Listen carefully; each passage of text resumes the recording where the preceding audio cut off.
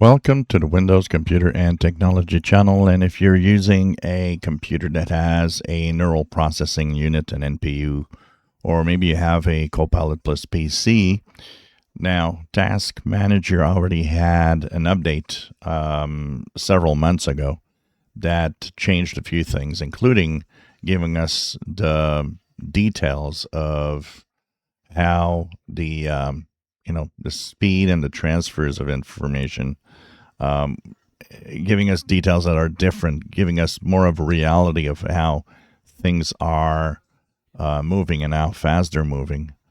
But there will be even better task manager coming up, and it will have a lot of details about, because already, by the way, if you have an NPU, it's showing here.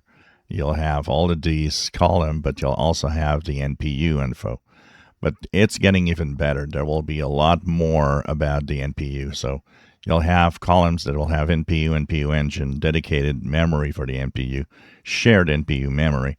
There will be a lot more details that you will actually know about the information on your neural processing unit and how all of that is used within Windows operating system and environment.